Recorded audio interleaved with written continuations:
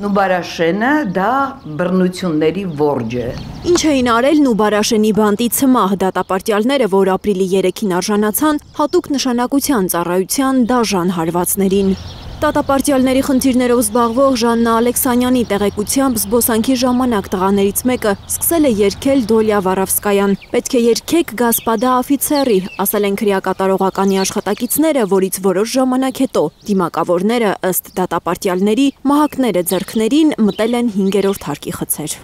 Մի քանի ահազանգ եմ ստացել հարազատներից եւ ի վերջո մի դատապարտյալից, որի հետ խոսելիս ես ոռնոց էի լսում։ Դա մի սարսափելի վիճակ էր։ Գետնին են գցում ուրեմն դատապարտյալին, կանգնում են վրան ու սկսում են դուբինկաներով ծեծել, ասենք այդ կոտրվածքների մասին տեղեկությունները, դա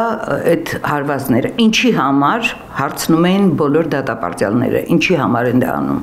Ուղղակի այդպես են ուզում։ Ըստ Ալեքսանյանի Սպեցնազն առևանգել է ցմահ դատապարտյալներից մեկին Դավիթ Մինասյանին, որի գտնվելու վայրը մինչև հիմա հարազատները չգիտեն։ Սպեցնազ կոչվածը, որը ես համարում եմ բանդիտական խումբ,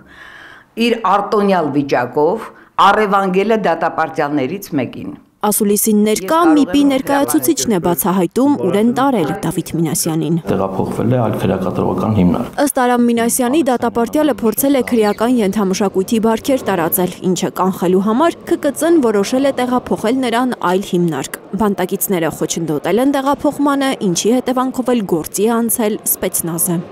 Դավիթ Մինասյանը հավատացյալ է, ինքը ընդհանրապես ոչ մի կապ չունի քրեական, որ դրա համար իրան տեղափոխել։ Իսկ ով է Սպեցնազն է որոշում, որ պիտի տեղափոխի։ Հասկանալու համար արդյոք իրավաչափ են եղել դատապարտյալների նկատմամբ բիրտ գործողությունները, թե ոչ, ՄԻՊ ներկայացուցիչը խորհուրդ է տալիս սպասել քննության արդյունքներին։ Բայց առաջինը հենց արդարադատության նախարարն էր, առանց դեպքի ուսումնասիրությունները պարզելու, շտապել արդարացնել տեղի ունեցած ծեծուջարդը։ Որևէ լիազորության վերազանցում այս պայծրությամբ չկա ֆիքսված։ ՄԻՊ ներկայացուցիչը փորձում է սրբագրել նախարարի խոսքը։ Միգուցե նախարարի մոտ հանգամանք է այն նկատի ունի, որ այո, քրեակատարողական ծառայողները բոլոր դեպքերում այն իրենց գործառույթներն իրականացնելիս, որով որ իրենք ունեն նման լիազորություն, դա ծառայողներին տրված է ֆիզիկական ուժ կիրառելու, նաև հատուկ միջոցներ կիրառելու։ Ժաննա Ալեքսանյանին ապշեցրել է Սեփուի Գալյանի պնդումը։ Դու ինչ գիտես, քննություն չեք նշանակել, դու գոնե համոզվելու համար, դու կարող ես հետաքրքրվել, ուղարկել քո նախարարությունից մարդիկ, որ պարզնակ մարդիկ են, չէ՞ այնտեղ, առանց այդ էլ բազմաթիվ հիվանդություններով։ Ընդհանրապես դատապարտյալի ձեռքերն են ոլորել, պնդում է քրեակատարողական ծառայության ներկայացուցիչը, իսկ տղաների մարմինների կապտուկները հավանաբար առաջացել են նրանց դիմադրության պատճառով։ Ֆիզիկական ուժ գործադրելու ժամանակ դու բախվում ես ակնհայտ դիմադրության ազատազրկված անձի կողմից, բնականաբար ես չեմ հերքում, որ կարող են լինել այո եւ կապտուկներ եւ վնասվածքներ։ Մի ասեք ծեծ, ասեք ֆիզիկական ուժի գործադրում, հորդորում են քրեակատարողականի ներկայացուցիչները, դժգոհում թե մամուլը խտացնում է գույները։ Ֆիզիկական ուժ է կիրառվել, անունը ես չեմ տեսեք դրաները ու մահակներով դա ծեծել չենք ասում ենք, դա ասում ենք ֆիզիկական ուժի կիրառում, որը որ լիազորված է քրեակատարողական ծառայությունը օրենքով կիրառելու ֆիզիկական ուժ։ Այն ինչը պաշտոնյաները անվանում են ֆիզիկական ուժ, իրավապաշտպաններն ասում են խոշտանգում, իսկ դա սարսափելի է հատկապես ցմահ դատապարտյալների նկատմամբ,